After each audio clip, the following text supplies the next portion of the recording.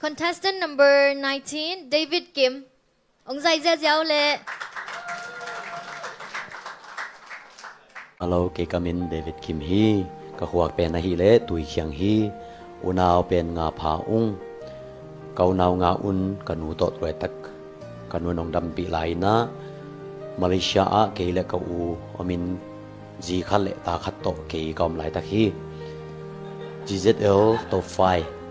To pan hi chang ton pi na.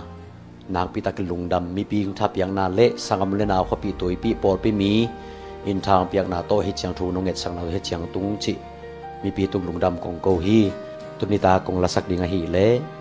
han chiam la hi na aphoak asa siam asan bo hi voting to thang pia mi mal kim tung lungdam ing ong pelai ding te zong July 26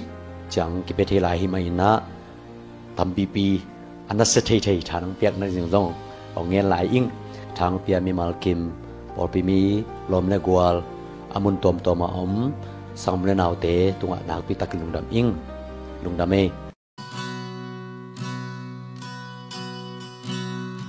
ina ki phong lo mi tam pi la ka cây dòng khát in ca ki hel lam tuôn tel se mình bao ban nắng bay thấy lâu mi hiên nun ra thấy com sa mà in la đêm sáng hôm thọ na tam gió dê ken dòng hát chăm la in ra ni sang ca hồi dọc na cây cha lên to bel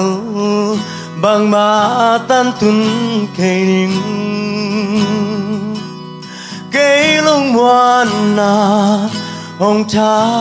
sa Chris hangin na kempewa sep zonang ta nei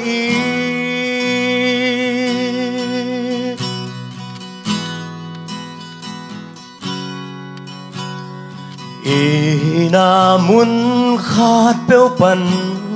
ki pan khia in tu sia sang tu pa pel in ina mi swani na pu khak zen zen hang lao nang ke thâu to ki zelin to pa happy na ni sim min ki ching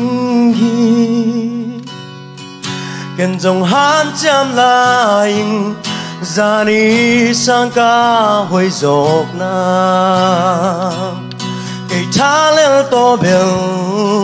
bằng ma tan tun cây ning cây lung muan na hong cha sa cây sang in na kempewa sep zo nang ta nei wo an cham la in ra ni sang ca hồi dọc na cây cha lên to bel bằng ma tan tun cây ning cây lung muan na hong cha sa Chris hangin na kempewa sep zo nang ta nei Chris hangin sep zo nang ta nei tung đam mê David Kim in bel ông dạy khẩu khẩu piak ma e. Salian pe in comment ông piak sak ding hi. David Kim TSP idol lai dong top form mo ina no bela hoi ngia the lom thong kha la mo hoi zang nop ngia to chang na la zong nang nga guitar bela le nang pasal na itin na tumtay ma ding chil ni mo ina na tumtay kailan nang amo hizo man te hina ai zong ina kita tum zong bel ritam hi hut sai pen bel azang nop sial sialom se mo nanga pen ongil sial ongil sial ina to zong thanga mamang na bel hoi to chang tu tunga nong bol dan na okai te mo dynamic te bang zong nang hoi takina ong zang siam chei mo ina mo na kazon zon hang ina mun khat bel mokiaw wangin na hui dik ding khat tom khat mo na bol na te ho tol pian pat ne ale to mun khat tom khat na hui dik na khat to lo bel ngal bel ke ba mo lo hi mai nge to pa na thu phang pi no mo da mele sia ne